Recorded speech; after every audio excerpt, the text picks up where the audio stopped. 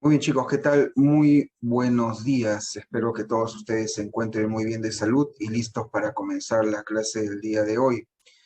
Eh, Bien, quiero también unirme a la bienvenida a todos ustedes a este nuevo ciclo, que espero pues pueda ayudar ya al proyecto que tienes de poder ingresar a la universidad, ¿no? Es creo por lo cual están todos ustedes aquí.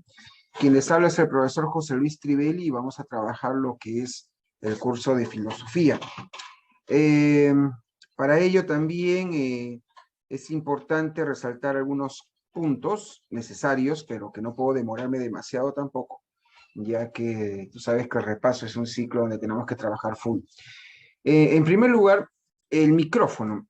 El micrófono está silenciado para todos ustedes, más por un tema de orden, por un tema para evitar alguna, vamos a decir así, interrupción involuntaria. Ustedes que son de repaso ya deben haber visto, sido testigos o tal vez protagonistas de que se prende el micrófono sin querer y al final terminamos escuchando cosas que nadie quería escuchar, ¿no?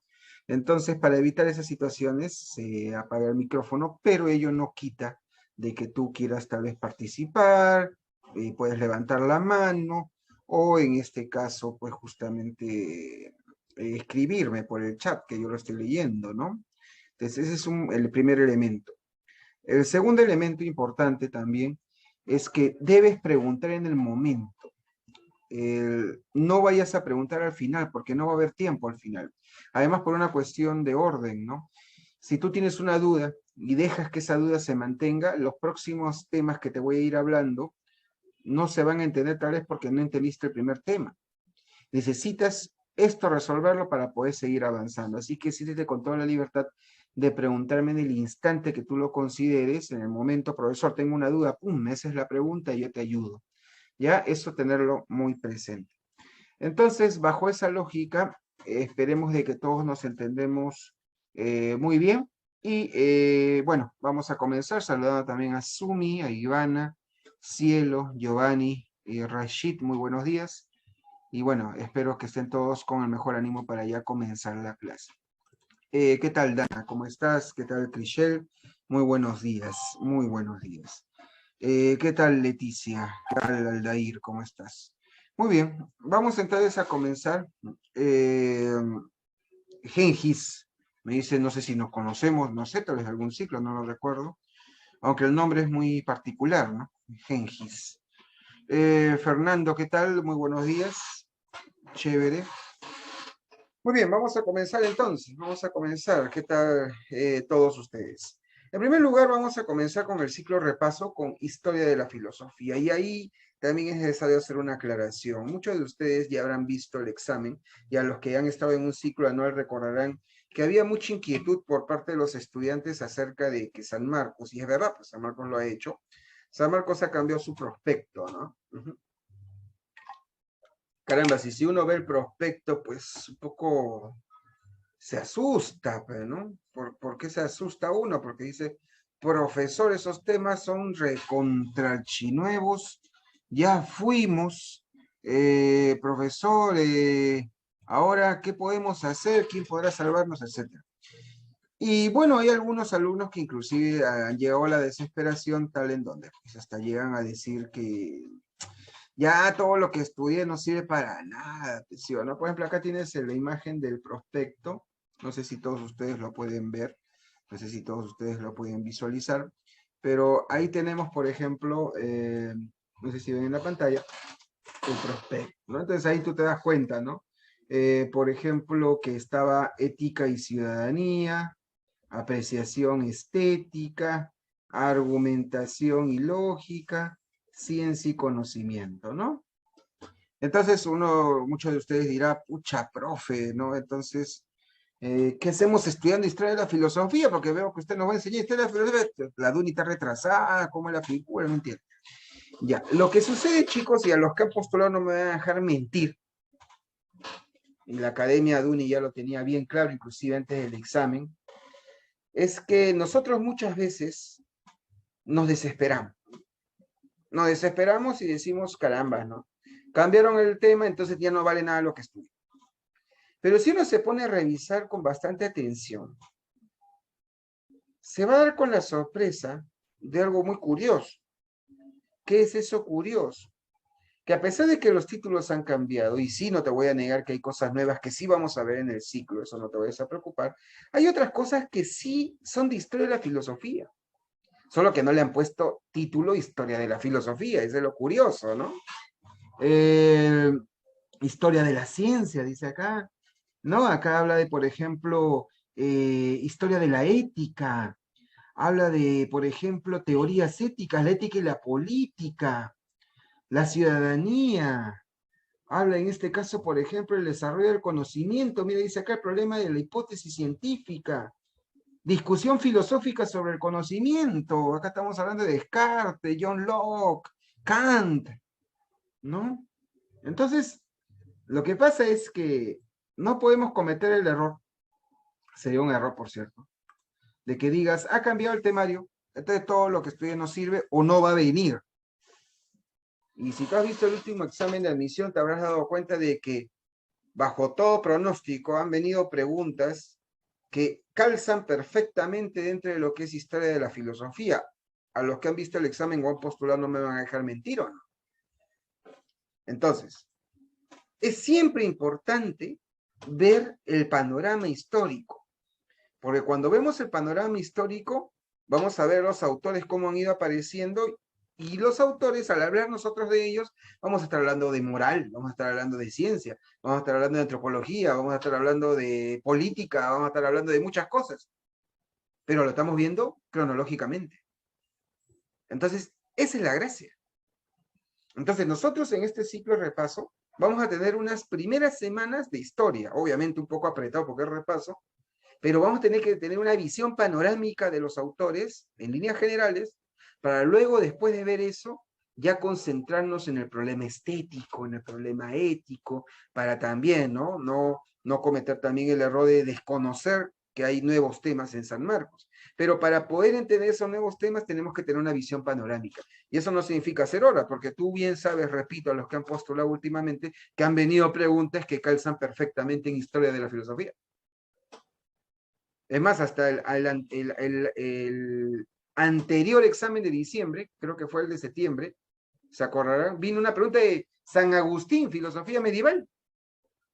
Y yo pregunto a los que están acá, ¿esa pregunta calza en alguno de los temas que están ahí que hemos visto nuevos? No necesariamente. Y vino, es tener cuidado, no vaya a tampoco pecar de obedientes. Si San Marco dice que San Marco Challenger, ¿no? San Marco Challenger, ¿no? Ahora queremos que te pares de cabeza. Ah, nos ponemos de cabeza. Ahora San Marcos quiere cambiar el tema, tengo que cambiar el tema. No, pues tampoco es así.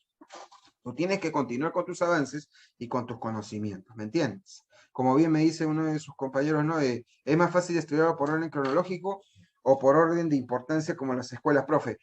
Depende de cada uno. Acá en este ciclo vamos a ver las dos. Las primeras clases, que son 3 semanas, vamos a ver orden cronológico. Y las siguientes semanas vamos a verlo por temas, por escuelas, por posturas. Así que no es que vamos a sacrificar una, vamos a ver ambas. Vamos a ver ambas dinámicas. ¿De acuerdo? Entonces, teniendo en cuenta ello, vamos pues entonces, chicos, a ver que hoy día vamos a trabajar lo que es la filosofía antigua. Vamos a hablar bastante, yo les requiero obviamente tu atención y tu participación activa, ¿ya? Primero, cuando hablamos de la filosofía antigua, es necesario recordar que en la filosofía antigua hubieron, pues, en este caso, alguien me escribe, profesor, Cristiano Ronaldo, Messi, Maradona, P. Monse. Estas preguntas que haces, ¿ves? Ya, bueno, ya, continuamos. Solo los millennials que nunca han visto jugar a Maradona piensan en Cristiano Ronaldo, Messi. Ese es como... Una cosa es ver a, qué sé yo, un chibolo jugar y otra. La Padula, dice otro. Por eso no ingresas, compadre, por estar creyendo en esa soncera. Pero bueno, continuamos. Te estaba hablando de que la filosofía antigua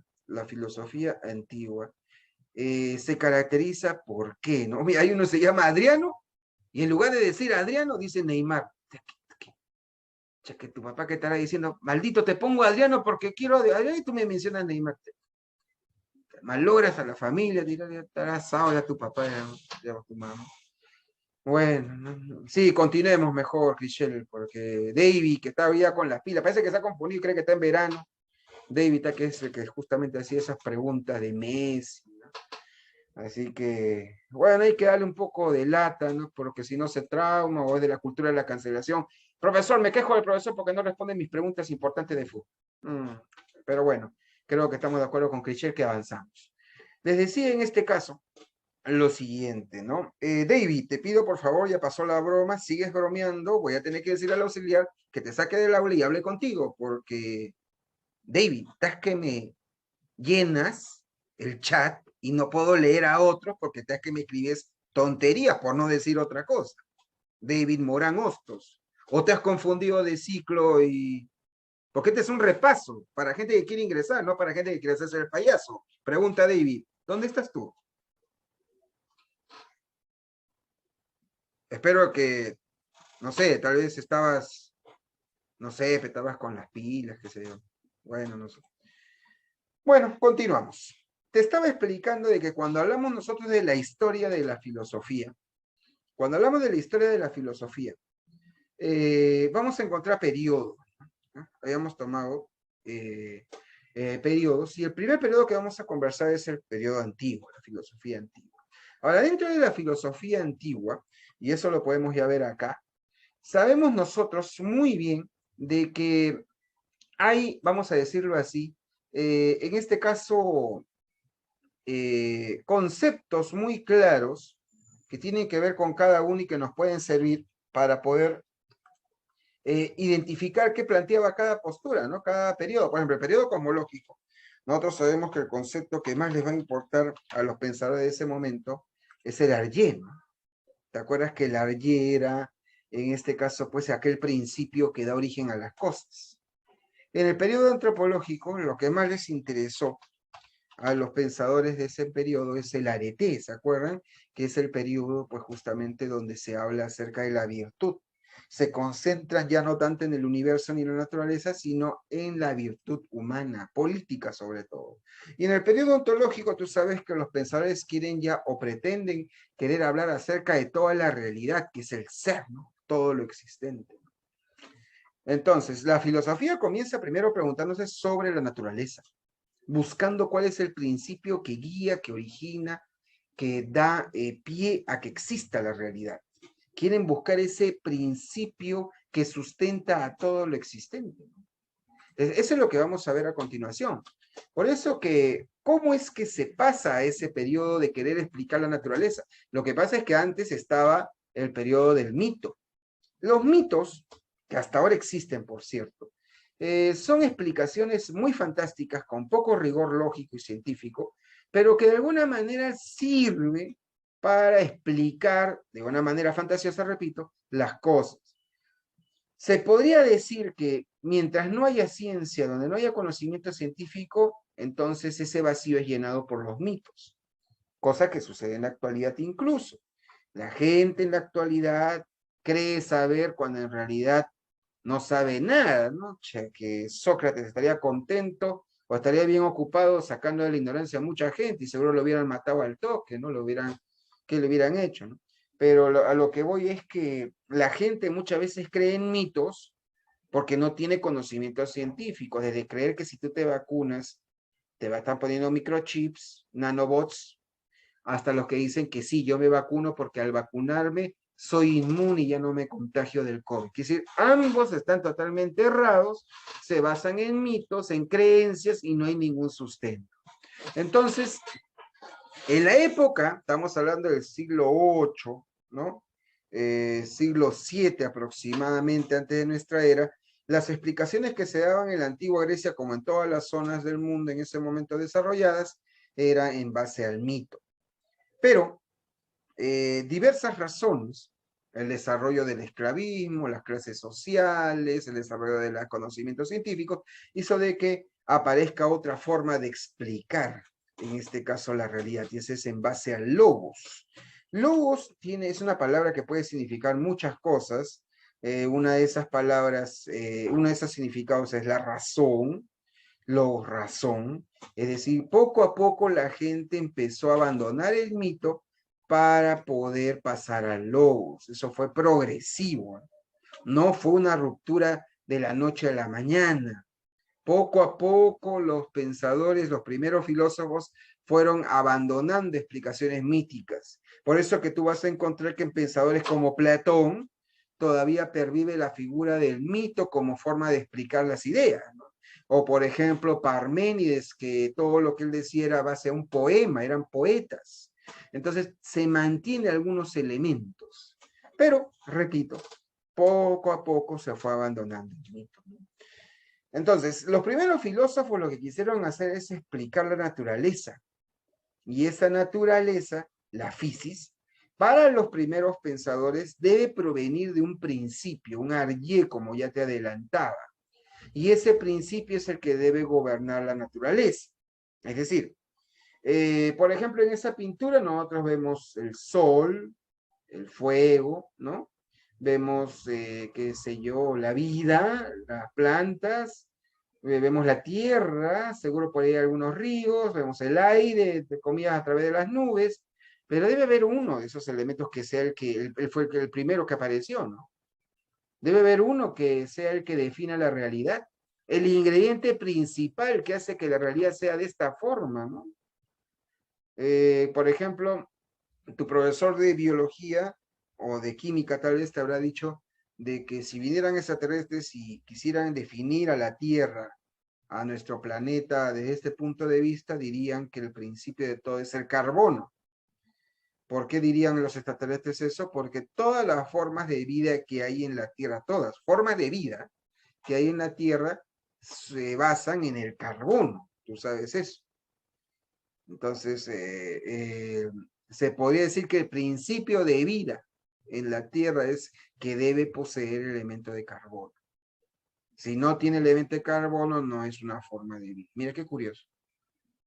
Ya, algo así se preguntaron los pensadores en este primer periodo. ¿Cuál es ese principio? ¿Qué es aquello que define a la naturaleza y a lo que tiene vida? Y si no está, entonces no tiene vida. Entonces hubo mucho debate en ese tiempo. Vamos a encontrar pues que, y acá viene lo curiosísimo, ¿no? Si uno, por ejemplo, ve el mapa, debe saber que Atenas está ubicado aproximadamente aquí, si mal no recuerdo, por esta zona. Atenas era el centro, pero la filosofía no apareció en el centro, no apareció en la capital, apareció en la periferia, en provincia, en zonas más alejadas y que tenían contacto con otras culturas. Es muy probable de que eso haya sido un factor para que ese intercambio con otras culturas enriquezca su punto de vista de estos personajes, ¿no? Entonces vemos pues que hay muchos personajes, ¿no? Pero nosotros sabemos que con quien inicia la filosofía antigua es pues con los milesios, ¿no? Y nosotros sabemos que los tres milesios más conocidos son Tales, Anaximandro y Anaxímenes, ¿no? En el caso de Tales de Mileto, que es considerado el primer filósofo moderno, bueno, de la antigüedad, ¿no? Nosotros sabemos muy bien, Salón, de que el pensamiento que él tenía era un pensamiento, pues, bastante naturalista. Tanto así que Aristóteles decía de ellos, de los tres, que los milesios son los primeros físicos, por querer explicar las cosas en base a la naturaleza. Entonces ahí está la gracia de ellos. También encontramos a Pitágoras, ¿no? Pitágoras, que fue uno de los primeros, que algunos lo consideran metafísicos, en el sentido de que busca explicar las cosas en base a abstracciones, aunque lo curioso es que Pitágoras se defendería diciendo que para él los números no son abstracciones, son cosas reales que existen en la realidad. Imagínate. Vamos a encontrar a Heráclito, ¿no? De Efeso, ¿no? Heráclito que planteaba que todo está en constante contradicción y cambio, ¿no? Parménides, que decía todo lo contrario, de que la realidad, el ser, es inmutable y no cambia, ¿no? Empédocles de Agrigento, que decía que toda la realidad se compone de 4 raíces, agua, fuego, aire y tierra, ¿no? Encontramos a Anaxágoras de Clazomenes, ¿no? En este caso, pues encontramos que Anaxágoras hablaba de las homeomerías, ¿no? que luego vendría así es, Joel, un Demócrito, en este caso, que se va a caracterizar. ¿Por qué? Por plantear que la realidad se compone de una especie de átomos, ¿no? Y que se mueven en el vacío. Esto se dio entre el siglo VI y el siglo V antes de nuestra era. Entonces, imagínate, imagínate, alucinante. ¿Mm? Ahora, vamos a repasar algunas cosas de cada uno de manera muy general.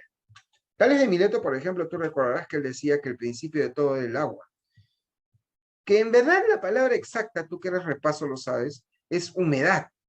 Porque él decía de que la humedad es de lo cual están compuestas todas las cosas que tienen vida.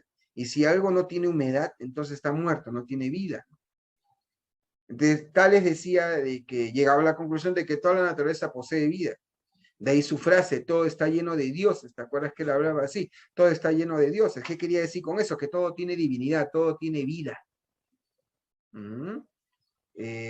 Por eso de que Tales de Mileto se le considera, pues, vamos a decir así, un hilo zoísta, ¿no? No sé si tú recuerdas ese concepto tan interesante, lo vamos a poner acá abajo, ¿no? ¿Se acuerdan de que él es un hilozoísmo? ¿Se acuerda alguno de ustedes qué significaba hilozoísmo? Pues debe recordarlo. Hilo viene de la palabra hile, que significa, en este caso, materia, ¿no? Naturaleza, ¿no? Y zoe, ¿no? Un nombre bonito griego, significa vida, ¿no? Entonces, el hilozoísmo significa, como muy bien Luis lo escribía, es la materia viva, ¿no? Que la naturaleza tiene vida, eso es lo que quería significar. Ajá. Ahora, su discípulo Anaximandro planteaba más bien de que el principio de todo es el apeirón. ¿Qué entendía él por apeirón? Como algo indefinido, algo que está ahí, pero no se le puede definir o no tiene una forma específica. A diferencia de Tales que le identificaba con la humedad o el agua, como quieras, Anaximandro decía, tú no puedes decir si es el agua, fuego, aire o tierra, porque nosotros no tenemos capacidad de poder definir cuál es el arjé. Que existe, existe, pero identificarlo con alguno de los elementos, eso no se puede hacer, decía Anaximandro. Cosa que Anaxímenes va a querer superar, porque Anaxímenes decía, caramba, si yo le hago caso a Anaximandro, entonces ¿cómo estamos seguros que realmente existe un arjé, un apeirón? Entonces Anaxímenes decía, sí tiene que haber un arjé, que como dice Anaximandro, no se pueda ver, no se pueda tocar, no tenga una forma definida, pero debemos estar seguros que existe, porque es lo que da vida a todo. Y bueno, ¿qué es aquello que no tiene forma, no tiene color, nadie lo puede ver, nadie lo puede tocar, pero sabemos que está ahí porque da vida a las cosas? El aire, que en verdad el término exacto que él utilizó fue el éter, ¿no? Pero bueno, el aire, ¿no? Ese es lo que se ha traducido ahora, ¿no? Ahora, también encontramos que está Pitágoras, ¿no? Dentro de este grupo. Pitágoras, como ya te adelantaba, afirmaba de que los números no son abstracciones, sino que existen, están en la realidad. Decía el 1, el 2, el 3 y el 4, etcétera, existen en la realidad. Profesor, pero ¿cómo le explicaba él? Bueno, él le explicaba de una manera muy puntual, ¿no? Él lo explicaba a partir de ¿qué? De puntos. Y eso es lo que se hacía en Antigua Grecia, ¿no? Acá tenemos el número 1, por ejemplo, es un punto. El número 2 sería la unión de dos puntos, es decir, correspondería a ¿qué? Correspondería a una línea. Ahí está. ¿Cuál sería el número 3? El número 3 sería pues un tercer punto, que curiosamente coincidiría con un triángulo, un plano. Mira que el punto, luego vino la línea, ahora viene el plano. Y si vemos el cuarto punto, si le agregamos un cuarto punto, está el número 4, que coincidentemente coincide con una figura tridimensional. Por eso, mira lo curioso de Pitágoras, él decía, ¿no? Los 4 primeros números coinciden con las 4 formas básicas de la geometría. Entonces, ahí está la gracia. Ahí está la gracia. Como ven, eso es cuando hablamos, pues, justamente de Pitágoras. Por eso Pitágoras decía que hasta nosotros somos números. Y el alma, que también es un número, no puede dejar de ser. Es decir, para él no existe el número cero. El cero es absurdo dentro de la matemática pitagórica. Entonces, por ejemplo, mi cuerpo puede morir, pudrirse, es decir, transformarse un número en otro número, pero no puede volverse cero. Entonces, el alma tampoco puede volverse cero. Entonces, ¿qué pasa cuando llega la muerte? Cuando llega la muerte, dice Pitágoras, el alma no puede morir. Entonces, ¿qué es lo que sucede? Lo que sucede, dice Pitágoras, es de que lo que va a suceder es que el alma tiene que irse a otro cuerpo. Tiene que irse a otro cuerpo. De ahí que él hablaba de la transmigración de las almas, ¿no? La transmigración de las almas. ¿En qué consiste la transmigración de las almas? Que al morir un alma tiene que irse a otro cuerpo, ¿no? Eso es lo que se le conoce con la palabra de metempsicosis, ¿no? Palabra griega que hace referencia a la transmigración de las almas. Eso es lo que significa la metempsicosis. ¿Ves? Entonces, mira, estos pensadores tenían esa visión muy particular de las cosas.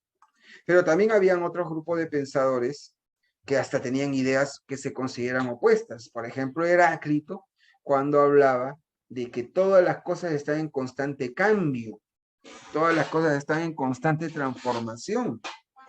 Las cosas, en este caso, no vayas a pensar de que están estáticas, eso es solo una ilusión, decía Heráclito.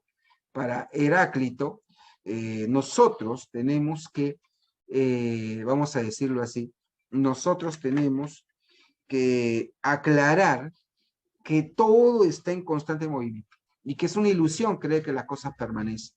Por eso, para un poco explicarse él utilizaba figuras como, por ejemplo, el río, el agua, el río siempre está, parece que está quieto, pero en realidad el río siempre está avanzando, nunca se queda quieto. Por eso él decía, nadie puede bañarse 2 veces en un mismo río. Por otro lado, utilizaba el fuego, porque decía también que el fuego siempre está en movimiento, nunca permanece quieto.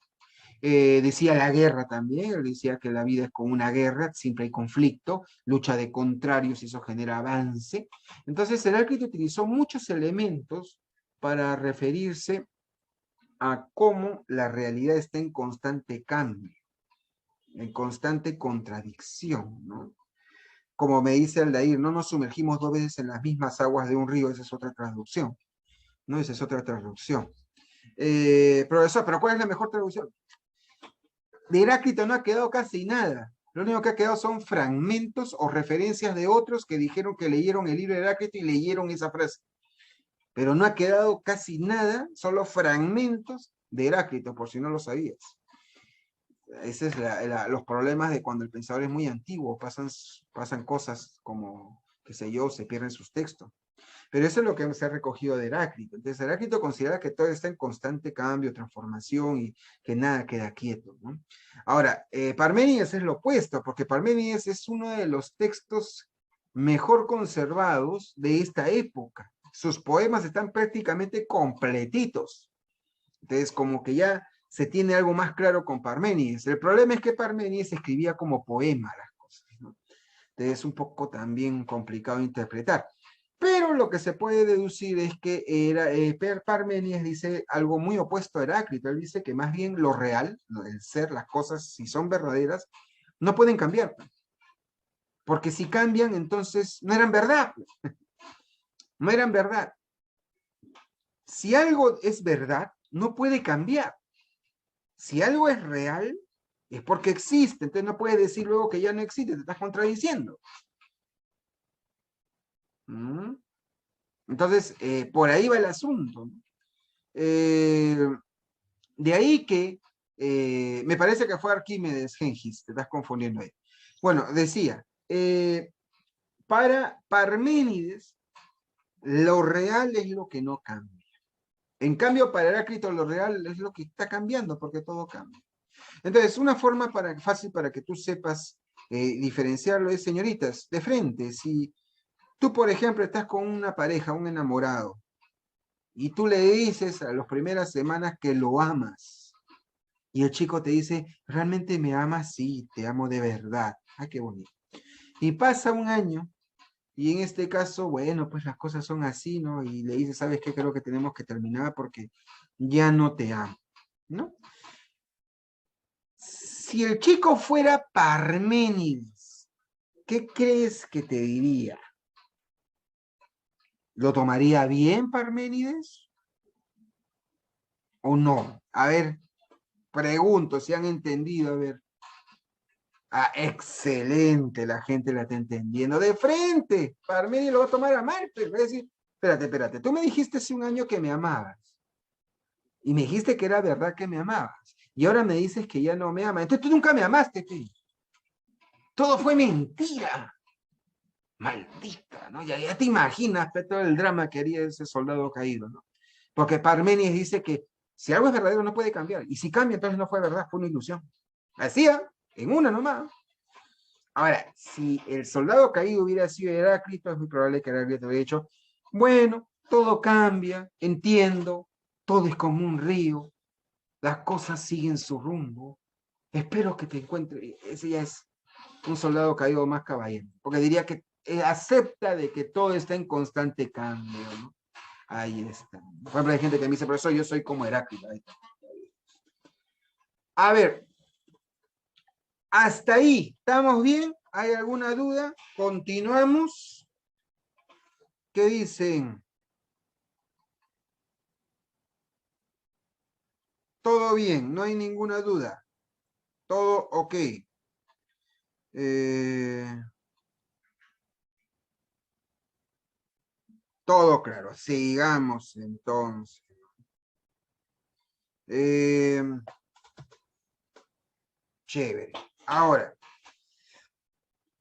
pero también hay algunos pensadores que se les suele llamar, tú recordarás, se les llama pluralistas. Todos los que hemos visto hace un rato se les suele llamar monistas. Y a estos señores se les llama pluralistas. ¿Por qué? Porque consideran que no es solo uno el principio de las cosas, no es solo uno el arjé, sino que son varios. Por ejemplo, en el caso de Empédocles, tú recordarás que él afirmaba de que hay 4 raíces, ¿no? Tipo Avatar, ¿no? Él decía de que el agua, fuego, aire y tierra existen de manera eterna, por separados en el universo, pero que hay otras 2 fuerzas que también son eternas, el amor y el odio. El amor hace que esas 4 raíces se unan y formen las cosas con vida. Y el odio es la fuerza opuesta que separa esas 4 raíces. Y según Empédocles, todo es cíclico. Entonces, así como nosotros hablamos de que hay vida y hay muerte, él decía todo es amor y odio. Ahorita estamos vivos porque está la fuerza del amor uniendo nuestras 4 raíces. Cuando vayamos a morir, será porque la fuerza del odio vendrá y nos separará. Pero luego, mi agua, mi fuego, mi aire y mi tierra, que ahorita me pertenecen y que luego de muerto se separarán, servirán como insumos para formar nueva vida en otro cuerpo. Y así, todo es cíclico, alucinante, hablaba así en Empédocles. Anaxágoras, por ejemplo, decía de que todas las cosas que están en la realidad se componen de una especie de semillas, una especie de semillas. Profe, semillas, ¿cómo es eso, no? Homeomerías también se le llamaba, no sé si recuerdas, lo vamos a escribir por si no te acuerdas. Cuando hablábamos de las homeomerías, ¿no? O las semillas, ¿no? Lo que pasa es que decían Anaxágoras de que todas las cosas que existen tienen una especie de...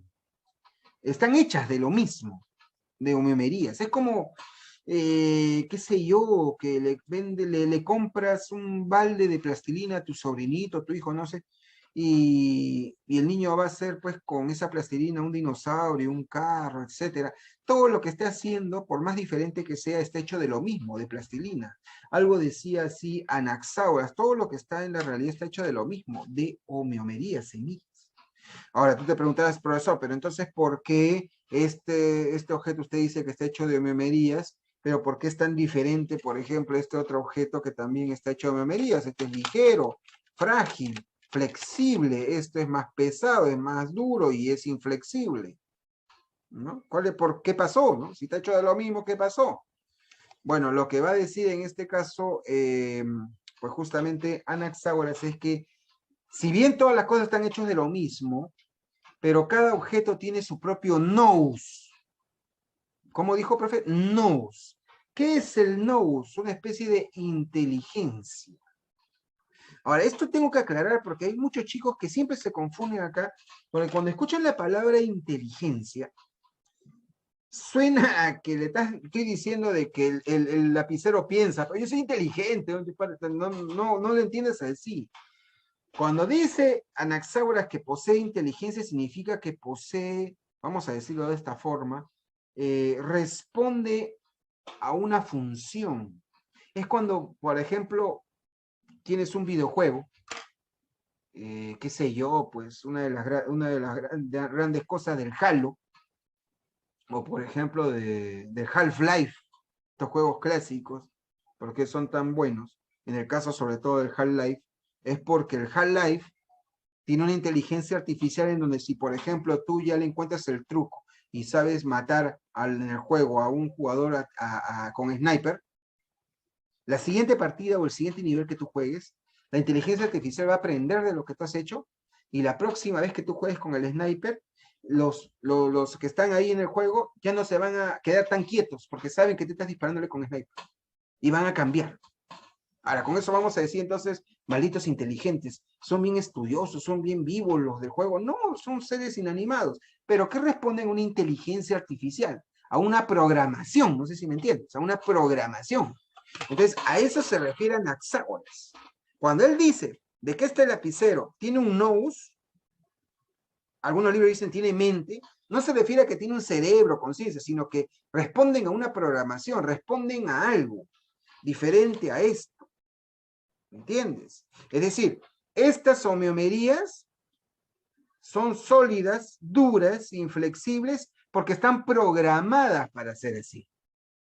Y estas otras homeomerías son flexibles, ligeras y débiles, porque estas homeomerías acá están programadas para ser así de manera diferente. No sé si me entendiste la figura. Solo que Anaxágoras no le dice, no utiliza la palabra programación, esa es una palabra moderna de nosotros. ¿Sí? Él utiliza la palabra nous. Como dice Mari, es profesor como decir que cada uno tiene una función, algo así, Mari. Tienen su sentido, su razón de ser, ¿no? Su función, su característica, ¿no? Y ese es su nous, un propósito. Bueno, Daniel, ya está determinado por ese nous, claro que sí, Aldaíra, ¿no? Creo que me entendieron. Chévere, chévere. Bacán, bacán. Y Demócrito, algunos dicen que se copió de Anaxágoras porque lo único que hizo fue cambiar el nombre por semilla, mejor le llamo átomos y listo, pero no, la hice linda. Pero no, sería reducir al pobre Demócrito. Demócrito hizo más, créeme. ¿Sabes por qué? Porque primero, para comenzar, Demócrito se dio cuenta y hizo algo que nadie quería hacer en ese momento y la gente le tenía miedo a ese concepto. ¿Te acuerdas que yo te dije de que para Pitágoras no existe el número cero? ¿Se acuerdan que les dije eso? No, el vacío, eso no puede existir. Parménides se rayó más, ¿te acuerdas? Y te dije que para él solo existe el ser. Y ahora es momento de comentarte que él decía que el no ser no existe. Es un absurdo, decía Parménides. El no ser no existe, la nada no existe, solo existe el ser. Así hablaba Parménides. Es decir, el horror al vacío era muy marcado en la mayoría de filósofos de este tiempo. Pero Demócrito fue vivo. Demócrito dijo, a ver, si yo digo que todo lo que existe, existe, ya.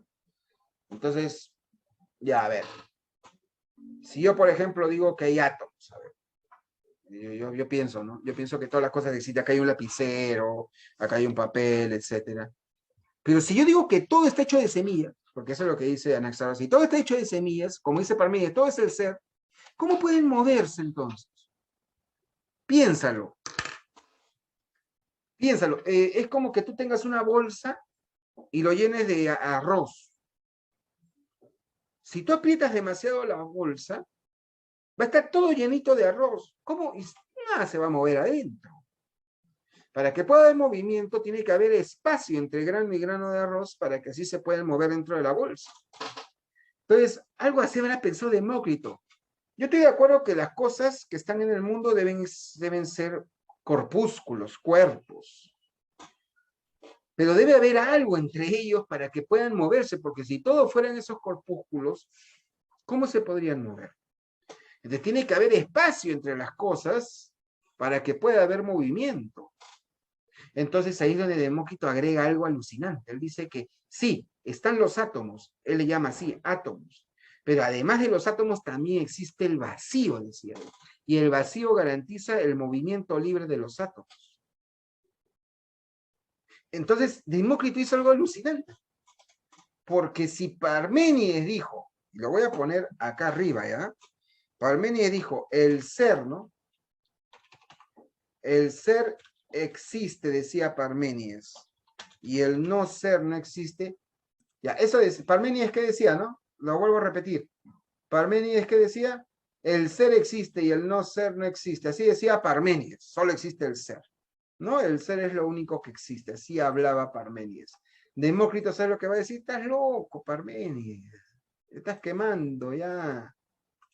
El ser existe. Y también existe el no ser, decía. O sea, ahí agregó algo que fue sorprendente. ¿El ser quién es? Los átomos. ¿Y el no ser quién es? El vacío. Alucinante. ¿Me entiendes?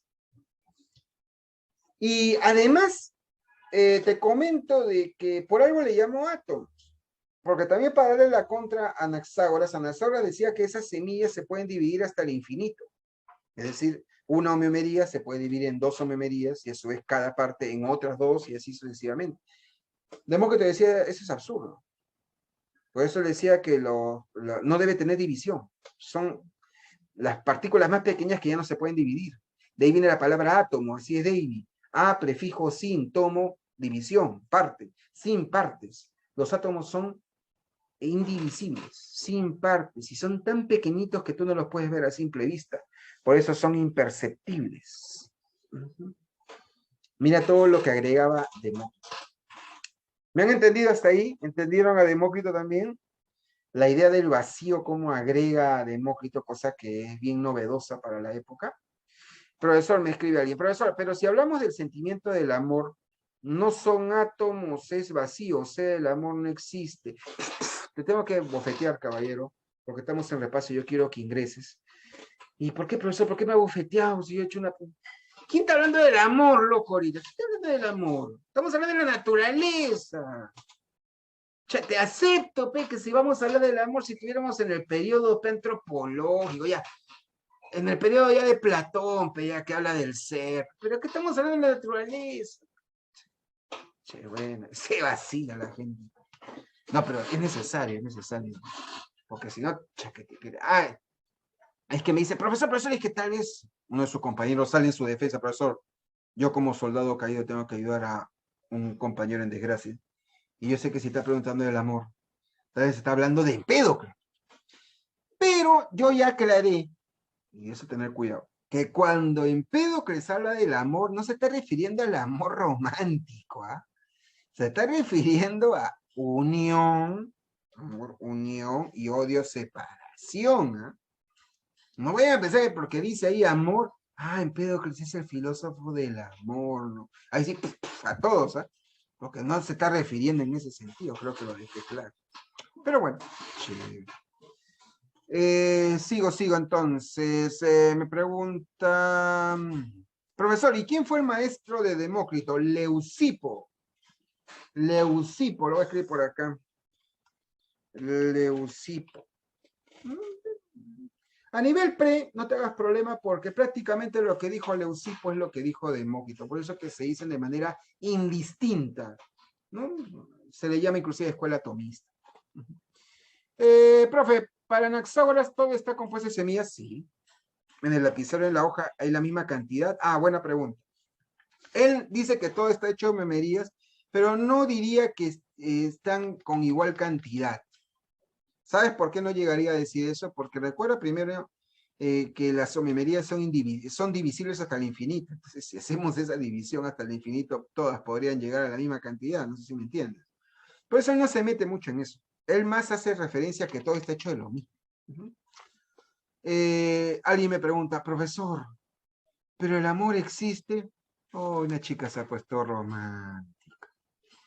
Seguro en este momento está pensando en él y se pregunta qué estará haciendo. O a ti también, uy, ¿qué está hablando de eso? Che, ¿cómo le gana, no? Che, ¿cómo le gana? Hay que estudiar. Ya, bueno, sigo.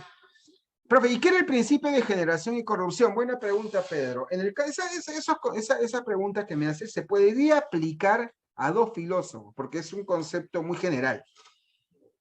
Primero, algunos libros dicen que cuando hablamos del amor en Empédocles, se habla de que es cuando se generan las cosas a partir que se unen. Y el amor, el odio sería la corrupción cuando se desune. ¿Me entiendes, Pedro? Pero también te comento que esos conceptos podrían tal vez hacer referencia, si es que te referías a ellos, cuando se habla, ahí está, de Anaxímenes. Porque Anaxímenes decía que el aire, dependiendo de si está caliente o está frío, puede generar dos procesos. Un proceso de condensación donde se pega tanto se condensa tanto la humedad que se forma el sólido, ¿no? Se forma el líquido, ¿no? Ese es cuando el aire está frío. Y cuando el aire se calienta, viene el proceso de rarefacción, se expande y forma el fuego, ¿no? Ahí está. Pero como te decía, esos conceptos están más emparentados con, obviamente, Empédocles. Chévere, Pedro. Continuamos entonces, seguimos avanzando. Bacán, seguimos avanzando. Muy bien, están preguntando, eso es bueno, ¿eh? No se queden con la duda. Ahora, viene el periodo antropológico. Ahora, cuando hablamos del periodo antropológico, eh, sabemos que ahí cambia, ¿no? El enfoque cambia al ser humano. Ahora, hay que aclarar que eso sucede más por un elemento político. Lo que pasa es que por las crisis que habían en la antigua Grecia, sobre todo en Atenas, las ciudades-estado, eh, empieza a aparecer también la corrupción. Y la corrupción siempre casi va de la mano con el populismo, con la demagogia, ¿no?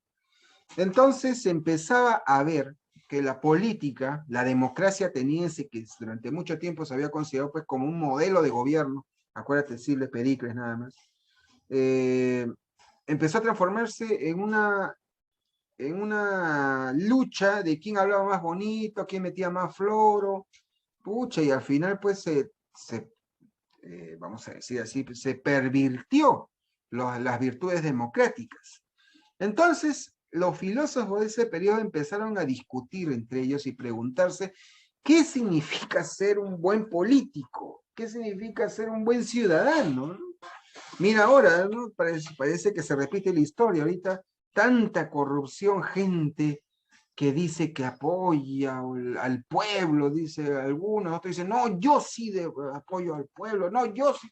Y cada uno hace sus gracias, entonces uno se pregunta, oye, aquí, ¿qué significa ser buen político? Mentir, engañar, ser vivo, ¿qué significa ser honesto? Entonces ahí empezó la discusión de cómo sustentar a un ciudadano virtuoso, correcto. Entonces, como surge esa discusión en este periodo, se va a abandonar ya las investigaciones desde el punto de vista naturalista que hemos visto hace unos minutos, ya no se va a ver tanto pues justamente el interés por la naturaleza y más bien lo que va a interesar es un periodo en donde nos interesamos por el hombre. ¿Y quiénes son los que inician este giro antropológico de la filosofía antigua? Los que inician este giro antropológico son los sofistas. Muy bien, así es Gengis, los sofistas. Los sofistas van a concentrarse mucho, muy bien, Joel, en esta virtud del arete, y ellos van a tener una respuesta, ¿no? De qué significa ser buen político. En primer lugar, se volvieron recontra escépticos, recontra relativistas. Ya no creían en nada de eso. Segundo, ellos distinguieron entre la ley natural y la ley social. La ley natural se refiere a las cosas que pasan en la naturaleza y otra cosa es la ley social que ya es producto de nosotros los seres humanos. Entonces, ejemplo, mira, solo te pongo un ejemplo para que te des cuenta.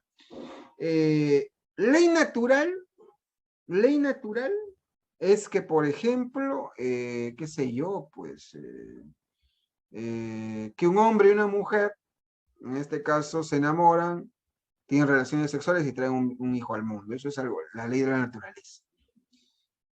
Pero ley social es que obviamente no puede ser cualquier hombre y no puede ser cualquier mujer.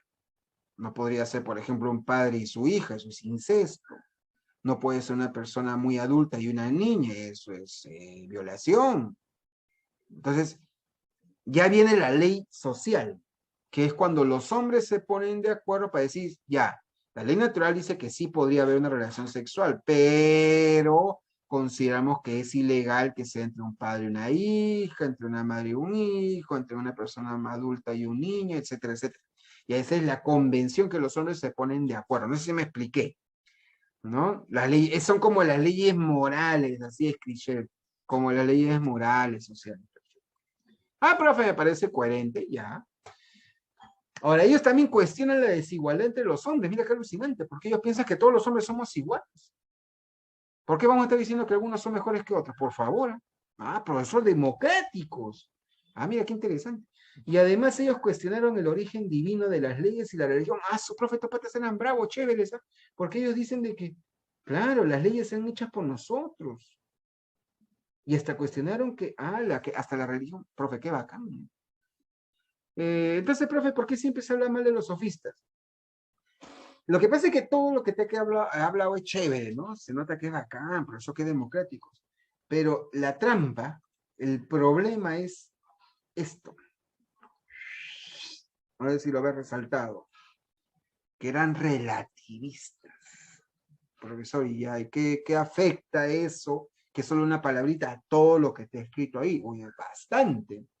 Porque si decimos que no hay desigualdad entre los hombres, que hay leyes convencionales, morales, entonces lo que van a hacer los sofistas es decir que cada uno tiene su propia verdad. Ahí está Protágoras, por ejemplo.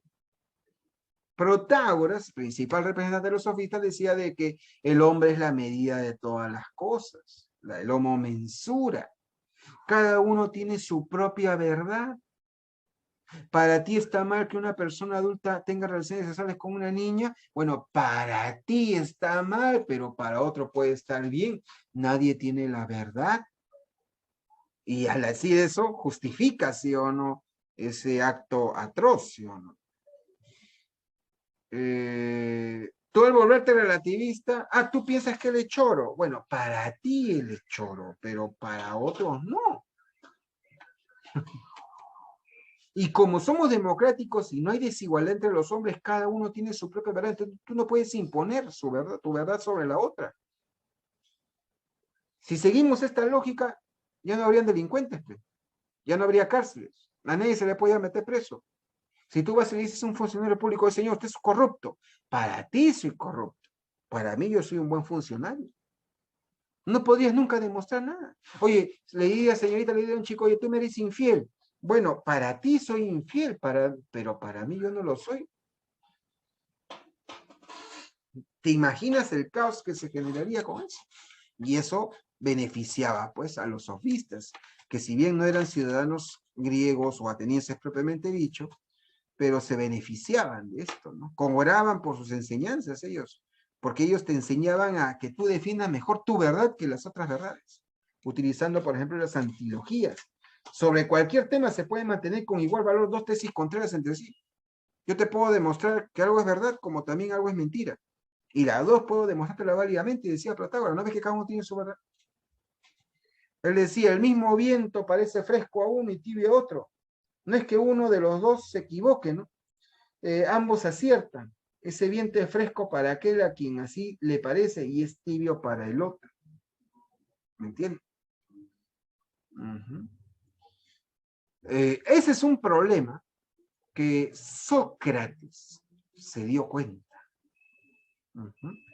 Ahí están los sofistas y su falacia, ¿sí o no cierto? Sócrates se dio cuenta de este problema y Sócrates por eso va a proponer el llamado intelectualismo moral. Para poder explicar ese intelectualismo moral, primero quiero explicar que él decía que sí puede haber una definición universal. No es que cada uno tiene su propia verdad, cada uno, no, sí podemos llegar a una verdad universal, una definición universal. Ahora, ¿eso significa que sí hay gente ignorante? Claro que lo hay. Pero él dice que uno es ignorante no porque realmente lo sea, sino porque desconoce que es ignorante. Una verdadera sabiduría es darnos cuenta que somos ignorantes. Ese es el primer paso. Porque él decía que cuando tú te das cuenta que eres ignorante en algo, es el primer paso para llegar a la verdad. Y esa verdad no la vas a encontrar en que alguien lo diga, o la mayoría lo diga, o porque las redes sociales lo digan, o porque el TikTok lo diga, o porque el medio de comunicación lo diga. No, la verdad está en nosotros, porque él decía que el alma, al ser perfecta e inmortal, todos tenemos la misma alma, entonces todos tenemos la misma verdad. Entonces, si tú eres ignorante, es porque no te has conocido a ti mismo. Conociéndote a ti mismo, descubrirás la verdad en tu interior. Entonces, cuando vemos personas que maltratan a otras, gente mala, no es que realmente sean malos porque su alma sea mala, porque todos tenemos un alma buena. Si ves gente mala en el mundo es porque son ignorantes, porque no han descubierto la bondad en su interior. ¿Quieres que ese hombre malo ya no se porte mal? Ayudémosle a que descubra, que se conozca a sí mismo y descubra que lo que está haciendo está mal. Y créeme, dirá Sócrates, cuando él descubra que lo que está haciendo es falso porque está mal, nunca más volverá a cometer un error. Porque ¿quién le gusta andar en un error? Nadie. A eso se le conoce como intelectualismo moral. El bien es el conocimiento. Toda persona que actúa bien es porque conoce. Y si una persona actúa mal es porque es ignorante. Así habla, en este caso, Sócrates. ¿Me entiendes hasta ahí? Por eso Sócrates utiliza un método con el cual él busca que nosotros, pues justamente, salgamos de la ignorancia. Ese método, el famoso método socrático, se compone ¿de qué? Se compone de sus dos pasos. Primero, la ironía socrática, ¿no? El solo sé que nada sé, y la mayéutica propiamente dicha, ¿no? El conócete a ti mismo. ¿Se acuerdan o no se acuerdan? ¿Se acuerdan que Sócrates tenía esa gracia? ¿O no? Claro, esa era la gracia, pues, de Sócrates. Uh-huh. ¿Hasta ahí vamos bien o no?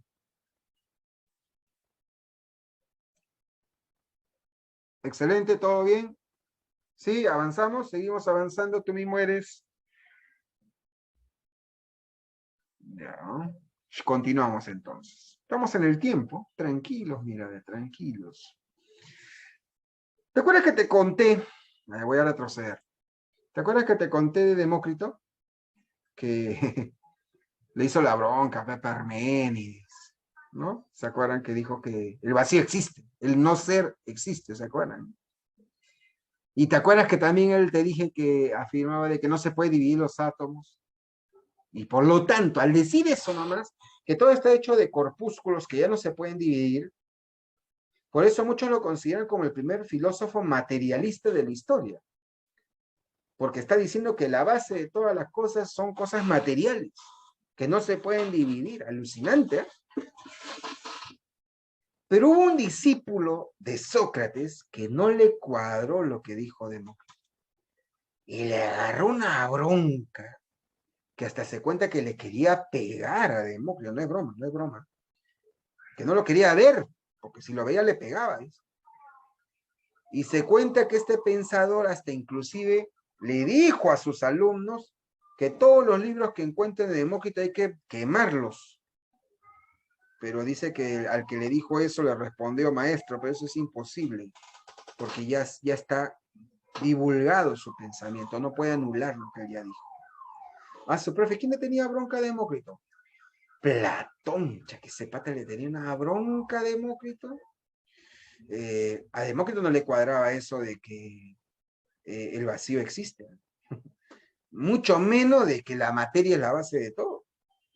Por eso que muchos afirman de que si Demócrito se considera el primer filósofo materialista de la historia, Platón sería el primer filósofo idealista, por ser lo contrario a lo que dijo Demócrito. A ver, profesor, ¿qué pasó? A ver, cuéntanos, aunque tú ya debes conocer algo de Platón. Primero, ese idealismo, llamado idealismo objetivo, y te vas a entender por qué, de Platón, es porque él quiso de alguna manera unir a los enemigos, Heráclito y Parménides, tú sabes que son ideas muy opuestas, él quiso juntarlo en una misma filosofía. Entonces él planteó una idea original, sorprendente, llamativa, que hasta ahora ha marcado la historia de la humanidad, que es decir que hay una especie de dos mundos o dos dimensiones de la realidad, ¿no? Esa es la famosa teoría de las ideas de Platón, ¿no? A ver, ¿en qué consiste esa teoría de las ideas de los dos mundos? El topus Uranus también se le llama, ¿no? Primero él dice de que nosotros, por ejemplo, vemos objetos en la realidad, por ejemplo, caballitos, o vemos, por ejemplo, arbolitos, pero esos son solo copias de una idea perfecta. Espere, profesor, a ver, ¿cómo es eso? Expliquen más tranquilo. Él dice que todo lo que nosotros vemos en este mundo ahorita, que lo podemos tocar, lo podemos ver, ¿no?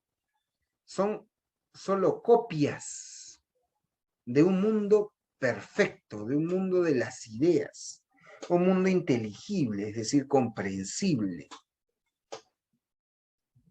Profesor, usted lo que está diciendo es de que, usted lo que está diciendo, profe, es que, a ver, este árbol de acá, este árbol que es diferente al primer árbol, y este árbol que también es diferente al primer árbol, a pesar de ser diferentes entre ellos, responden a una esencia, a una idea en general, claro. ¿No? Estos caballos, por más color que diferente que tengan y tamaños que tengan, pero algo tienen en común, ¿no? Algo tienen en común, una idea en general, ¿no? Ya, esa es la esencia. Y, eso no es, y esa esencia no está en este mundo, está en otro mundo. ¿No? Alucinante. Entonces, por eso él, al decir que hay dos mundos, él dice que nosotros, más piñas, nosotros estamos ahorita en este mundo sensible que es imperfecto, que es cambiante, son solo copias, imitaciones, pero que las verdaderas ideas, donde está la verdad, es un mundo que no estamos ahorita en ese mundo, ¿no? Y donde esos objetos eternos, ¿no?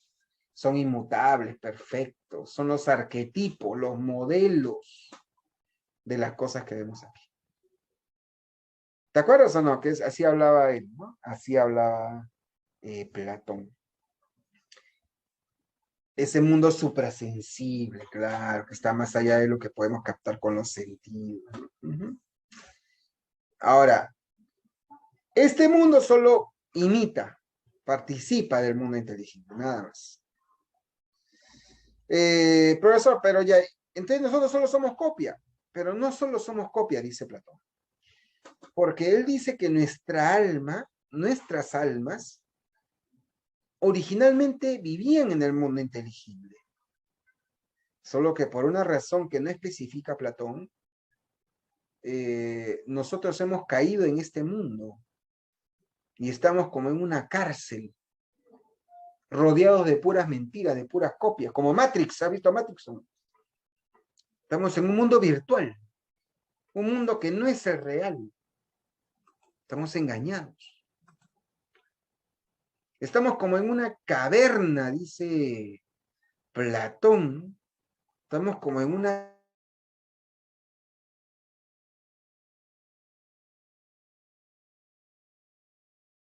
caverna. Lo que sucede es que al estar nosotros en una caverna, sucede un problema, ¿no? Al estar en una caverna, a ver, lo pongo acá, dice él que nosotros estamos encadenados viendo sombras y que nuestros captores utilizan modelos de madera para proyectar esas sombras.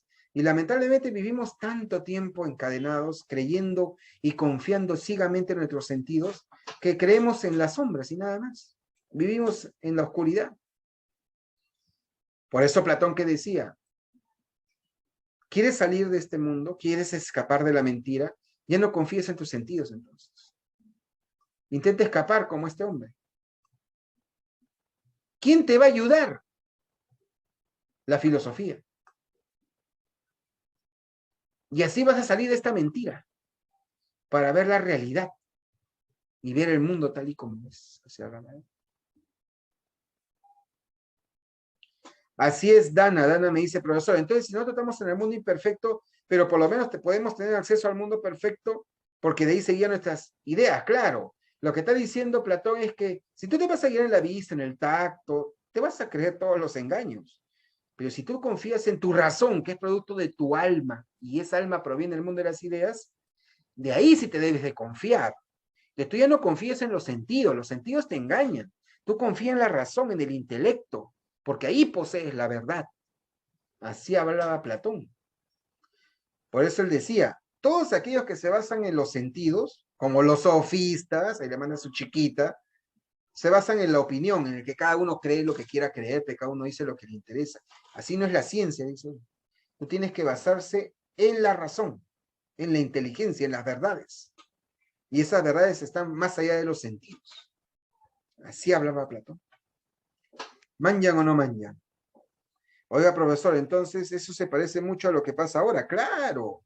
Yo te recomiendo una de las películas que mejor he visto en los últimos años. Hace tiempo que no veía una buena película. Y yo pensé que iba a ser Matrix, ¿eh? Por lo que... Tú mira Matrix 1 y es como ver el mito de la caverna de Platón, pero con efectos especiales, ¿eh? Matrix 1.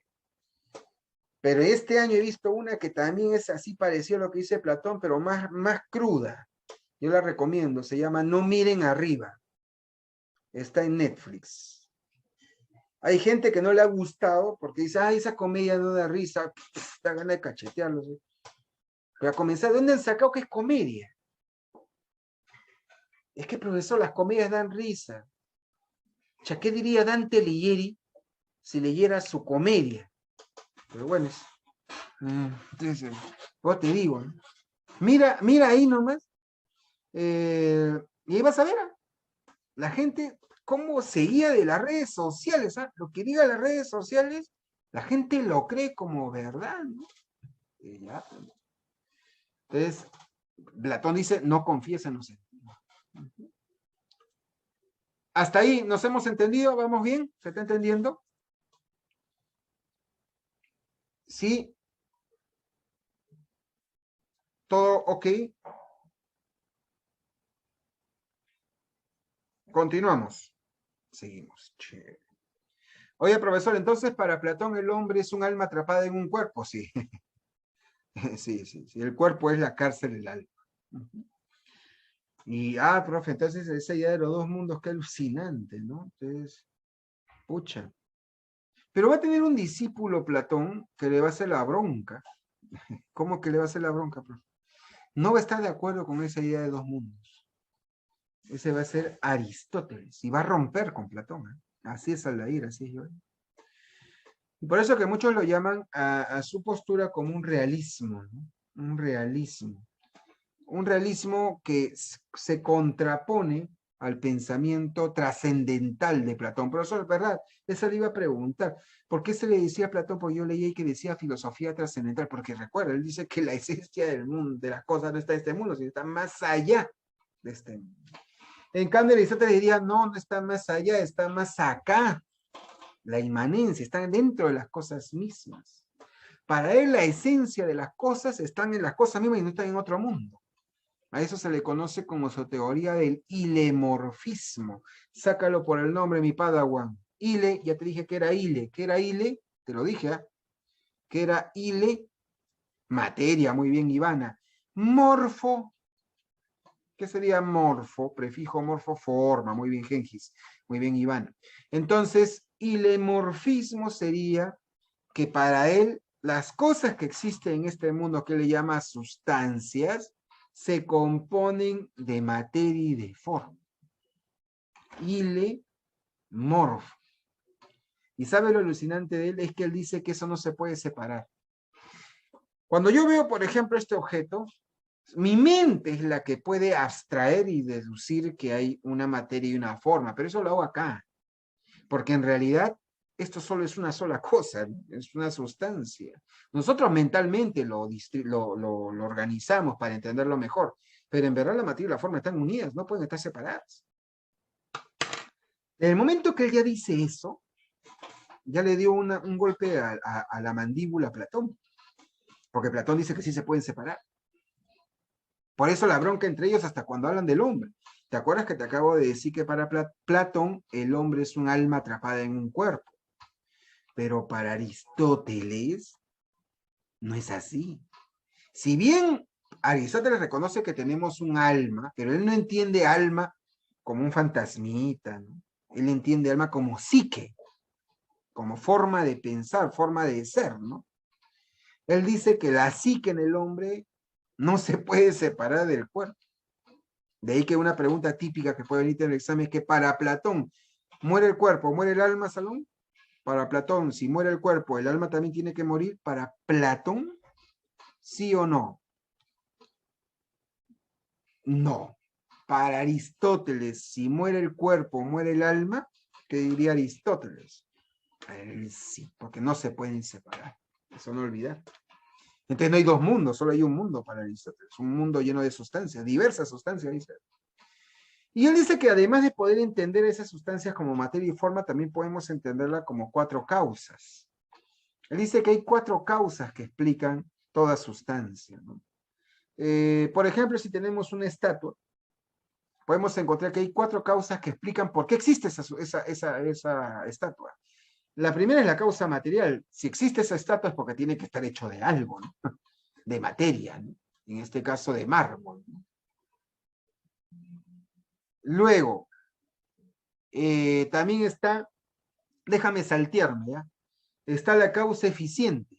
Claro, el mármol puede estar ahí, pero alguien ha tenido que esculpirlo, ¿no? Alguien ha tenido que darle esa forma, como se dice. Esa es la causa eficiente, es qué sé yo, pues el artista, ¿no? Ahora, pero ese artista no va a ir a golpear de la nada. Ya debe tener una inspiración, una forma que le quiere dar a ese mármol, ¿no? Una esencia, ¿no? Ese sería la modelo, ¿no? La causa formal.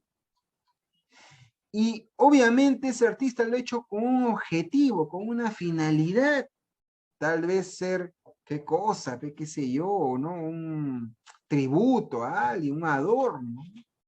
Entonces, eso es lo que dice Aristóteles, que hay cuatro causas. A ver, yo te pongo un ejemplo. ¿Cuál es la causa material de mi celular? Te creo, ¿eh? Causa material de mi celular. A ver, causa material de mi celular. Cobre, litio, plástico, excelente, metal, ya. Causa eficiente de mi celular. Causa eficiente de mi celular. Los chinos, el trabajador, el que lo ensambló. Causa formal del celular, te creo, ¿eh? ¿Cuál es la causa formal? Te doy una pista.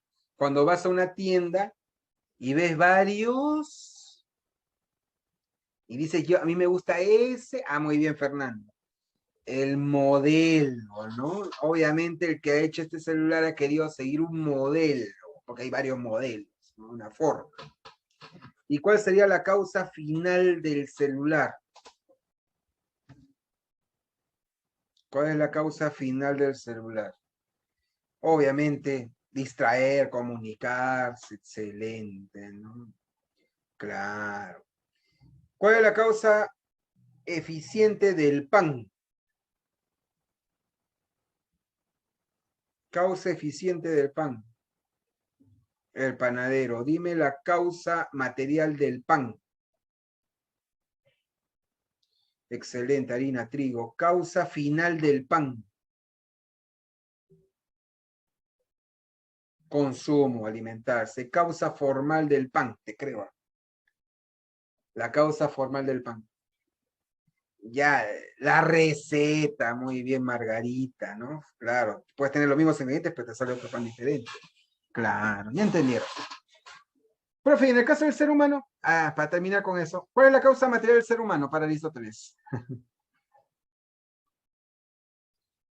Carne y hueso, cuerpo, ya. ¿Causa eficiente de nosotros? Los padres, excelente, Pedro, aunque no lo creas, así hablaba él. ¿Cuál es nuestra causa formal? Te creo, lo dije, causa formal del hombre.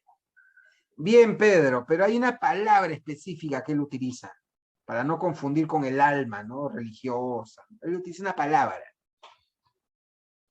Yo dije, ¿la qué? La psique, muy bien, Ivana, excelente, Pedro, la psique, ¿no? El alma. ¿Y cuál sería la causa final del hombre? ¿Para qué estamos aquí? Para Aristóteles. ¿Alguien lo sabe? Muy bien, Pedro. Para ser felices, la felicidad. Lo que dice.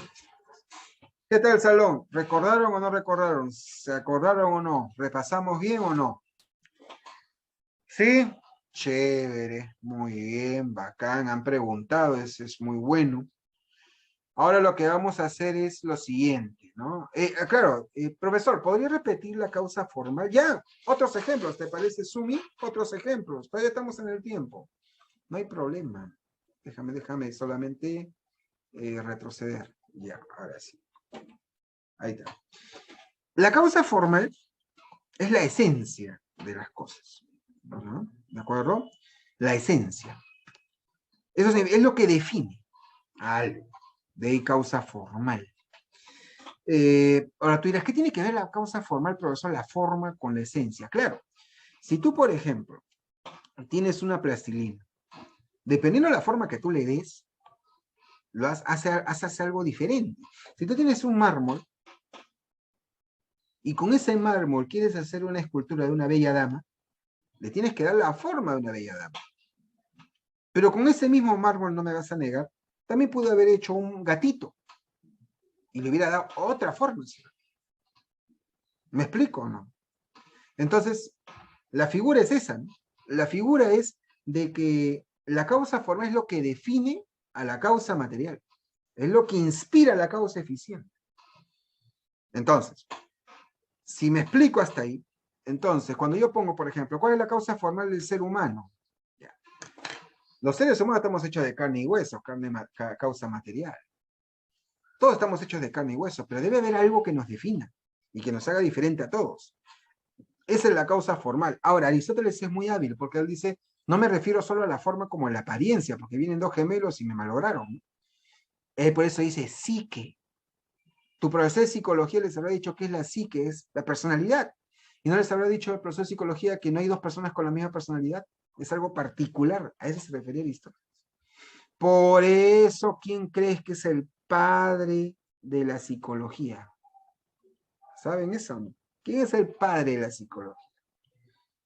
Es el señor Aristóteles, el primero en diferenciar la psique como lo esencial y lo que nos define. ¿No?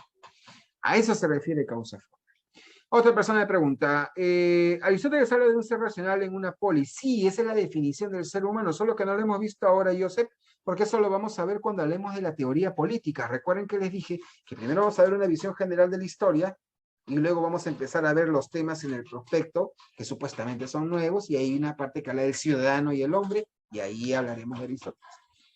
Recuerda que también eso se ve en antropología filosófica. Pero sí es correcto, el hombre es un animal racional y político, ¿de acuerdo? Otra persona me pregunta, profesor, el periodo ontológico lo veremos la próxima clase. Cuidado, ya lo acabamos de ver. Recuerden que el periodo ontológico son dos personas. ¿Quiénes son? Aristóteles y Platón. Ellos son los dos representantes del periodo ontológico. Ya los acabamos de ver. Muy bien. Chévere. Vamos entonces a comenzar nuestra práctica. Miren, ya les deben haber explicado cómo se trabaja la práctica. La práctica, chicos, se les va a dar un tiempo, si la memoria no me falla, es de 20 minutos. Ya está cronometrado en tu sistema, no te preocupes. Y tú tienes que desarrollar las preguntas tranquilamente. ¿ya? Desarróllalas. Y luego de ese tiempo vamos a desarrollar para ver si coincidimos las claves. Yo voy a estar aquí, no me voy a ir, voy a tener la cámara encendida, para que cualquier duda que tengas me la escribas por chat y yo ahí te voy a ayudar, ¿no? No vayas a pensar que ya me voy. Entonces, no te preocupes, pero vamos a activar la página. No sé si alguno tiene problemas y ya sabe cómo entrar. En este instante voy a activar la práctica y ya vamos a darte el tiempo para que tú puedas desarrollarlo. Antes de irnos, porque seguro no quiero que tengan problemas, alguien me está preguntando, profesor, ¿el psique es el alma o la personalidad? ¿Cómo lo veía Aristóteles? Bueno, vuelvo a repetirlo por tercera vez. Aristóteles habla del alma, pero no entiende el alma como un espíritu, como un fantasmita. Él entiende alma como la psique. ¿Y qué entiende él como psique? Como aquellas características psicológicas, personalidad, todo lo que en psicología te han hablado, que le llaman alma. Por eso tu profesor de psicología te habrá explicado que psicología, ¿qué significa? Estudio del alma. Pero te habrá aclarado tu profesor de psicología, pero no entendemos alma así, sino lo entendemos como personalidad. A eso se refiere ahí, ¿ya? Que no haya confusión. Muy bien, vamos a activar entonces, en este instante acabo de activar la práctica número 1, así que todos por favor concentraos y en unos 20 minutos aproximadamente, un poquito más, un poquito menos, nos vemos para terminar la práctica, ¿ya? Muy bien, me dicen que no me escuchan. ¿Nadie me está escuchando? Ay, ahora sí, ya no asustes, Peyeri, no asustes. Ya, muy bien, muy bien. Empiecen su práctica, chicos, confírmenme. ¿Ya está activado? ¿Está activada? Sí, chévere. Entonces los dejo, ya saben, me escriben cualquier cosa, los espero.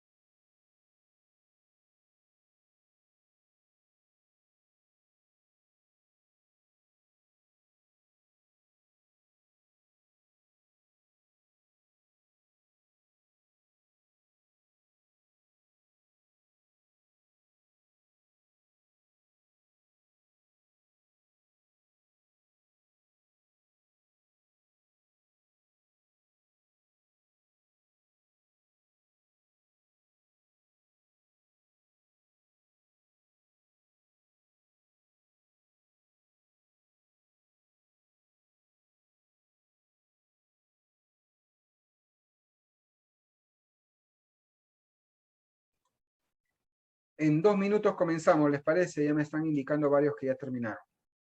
10:45 comenzamos, ¿ya?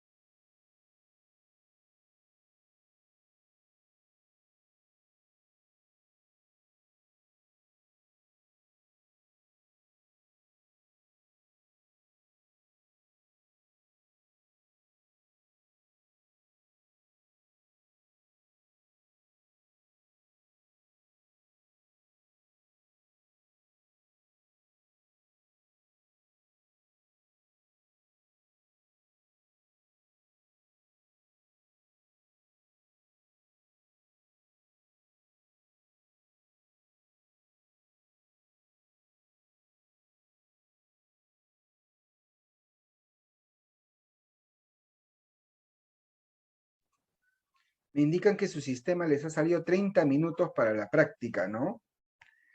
Debe ser porque, claro, vamos a hacer, son 10 preguntas. Es probable que por eso, ¿no? Normal es más, son más preguntas de lo normal.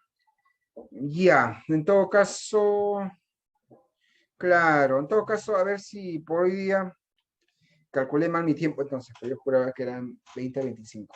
¿Qué les parece si a las 10:50 entonces? A ver, podemos empezar, 10:50, y lo tendré presente para la próxima, ¿ya? Mami, las disculpas.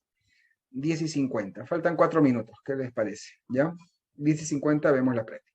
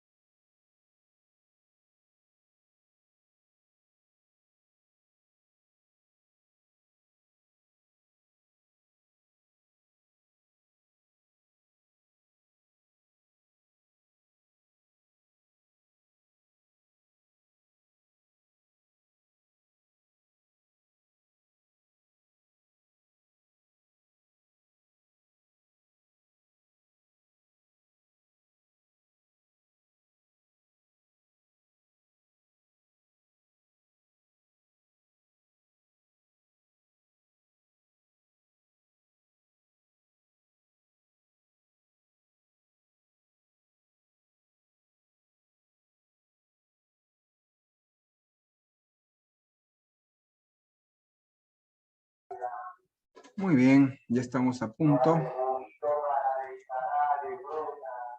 A ver, acá tengo la estadística. A ver, del salón.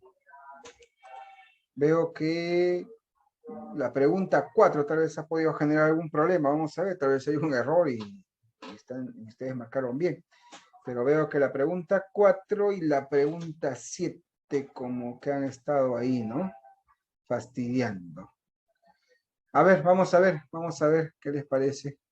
Vamos a ver qué tal va. ¿Ya?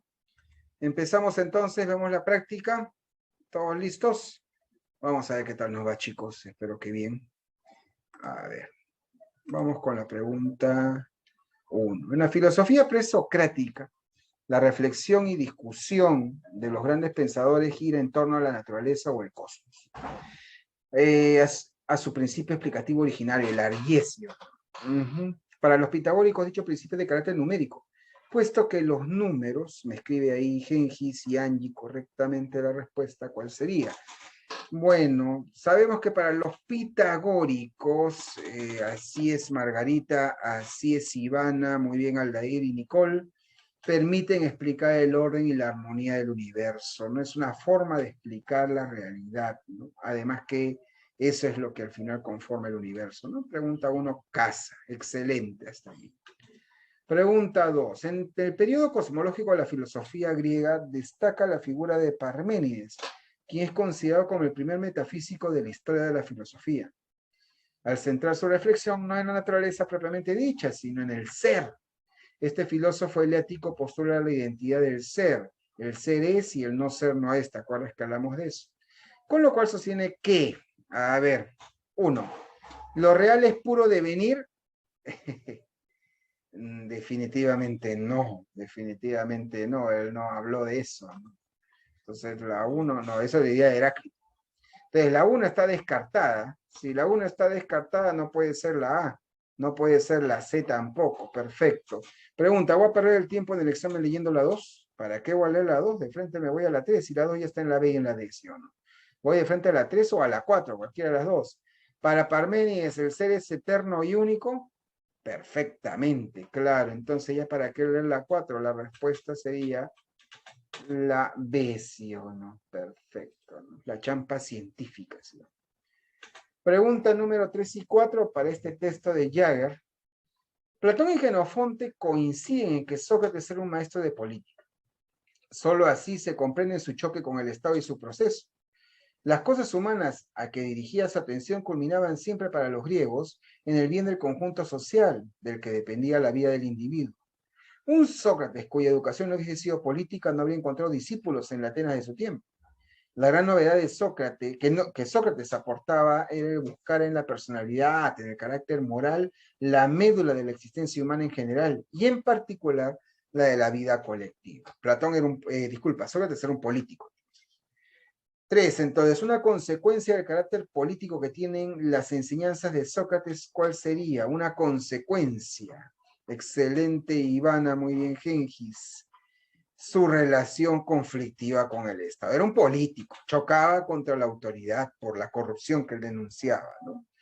Y la 4, de acuerdo con el texto, la novedad del pensamiento socrático consiste en analizar la vida humana desde una perspectiva fundamentalmente, a ver, excelente, Margarita, Cielo, Ivana. Ajá, algunos creo que se han dado cuenta y me dice, profe, me equivoqué, pero se han dado cuenta, lo bueno que se han dado cuenta. Parece colectivista, porque habla de eso, no niego el texto, pero él más que todo lo mete en el campo ético-moral, el texto lo dice bien claro, sí o no, moral, ética era la clave. Ajá, muy bien, reléelo y te darás cuenta. Otro texto para la pregunta 5 y 6, ¿no? He aquí, pues, la nueva orilla alcanzada por Platón con su segunda navegación. ¿Qué es eso, profe? Seguimos leyendo. El descubrimiento de la existencia de dos planos del ser, esto es, el descubrimiento de que más allá del plano del ser fenoménico, pucha, profe, alguien me estuvo preguntando durante la práctica, ¿qué es eso? Existe también el plano del ser metafenoménico, Pero Salón, no debes asustarte por las palabras nuevas. Si bien yo no te puedo negar que tú dices, ahí veo, profe, ¿qué es eso de segunda navegación? ¿O qué es eso de fenoménico y metafero? Ah, su madre, ¿no? Pero si lees con calma y le pierdes miedo, acá entre paréntesis ya te está definiendo qué es fenoménico.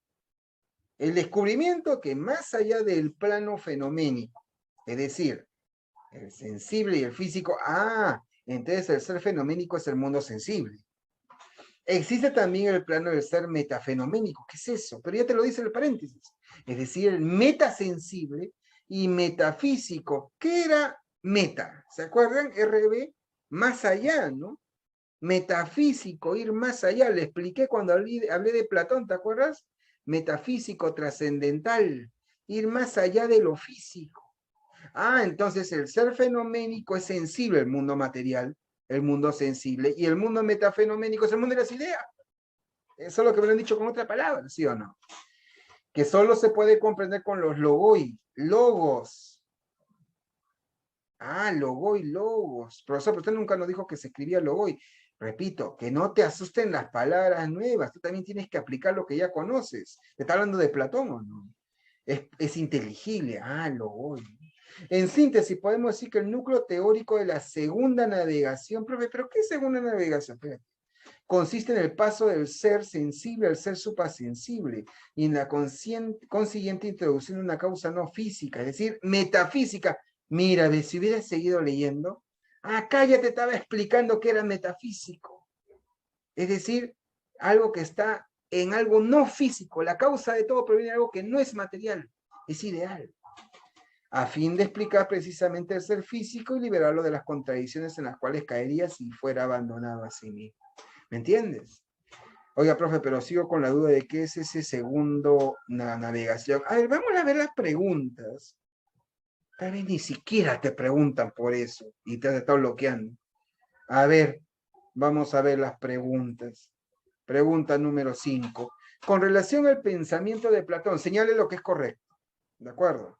Pregunta número 1. La 1 de la pregunta 5, ¿no? Explicar la realidad de una perspectiva física genera contradicciones. Eso dice el texto. Entonces, podemos decir que es correcta la 1. Perfecto. Sigamos con Platón. La pregunta 1 es verdadera. Ya. Entonces, si la 1 es verdadera, no puede ser la B, tiene que tener la 1 como clave. Sigo leyendo la 2. ¿Es posible comprender el plano del ser inteligible a partir de lo sensible? Eso dice el texto. Falsazo, ¿sí o no? No puede ser entendido por ello. Entonces, no puede ser la C. O es la A o es la D, o es la D. La 3 define todo. Para entender el mundo físico es preciso apelar a una causa metafísica. ¿Dice eso el texto o no? Si lo dice sí o no. Claro, ¿cuál es la respuesta? Dada. Es chévere. Pregunta 6. A ver, se infiere que, conforme a la segunda navegación efectuada por Platón en el ámbito filosófico, el plano de lo metafenoménico solo puede ser conocido mediante, te creo, lo metafenoménico, ¿qué decía el texto? Se capta por medio de ¿qué? Lo inteligible, ¿no? El intelecto. Entonces, ¿necesitaste saber qué era segunda navegación? Ten cuidado, los textos algunas veces quieren asustarte, y habrás visto los textos que vienen en San Marcos, donde hay cosas que tú dices, ¿qué es eso? Pero un truco que en RB tú ya conoces es que también hay que darle una chequeada a las preguntas, a ver si tiene que ver, ¿no? Y tal vez me estoy bloqueando por las puras. ¿Me explico o no? Chévere. Pregunta 7. El tercer periodo de la filosofía griega es conocido como ontológico, dado que el tema central de la reflexión lo constituye el ser, lo realmente real. También se le denomina sistemático, debido a que este periodo se caracteriza por el desarrollo de grandes sistemas filosóficos, el de Platón y el de Aristóteles. Para el primero, el saber filosófico se orienta ¿a qué? Para Platón, ¿a qué se orienta? Y para el segundo, ¿a qué se orienta? ¿Qué marcaste, mi padawan? Primero, para Platón, muy bien, Ivana, excelente cielo. Muy bien, Yeri, Joseph. Platón se basa en la contemplación de ideas arquetípicas, ¿no? Las ideas, ¿no? Y más bien Aristóteles, los primeros principios, las primeras causas, ¿no? De todo, ¿no? Claro, excelente. Muy bien a los que les salió la respuesta.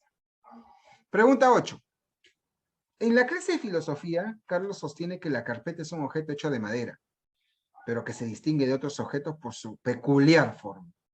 Así concluye que la carpeta está constituida por un aspecto material y por un aspecto formal, estando ambos indesligablemente unidos.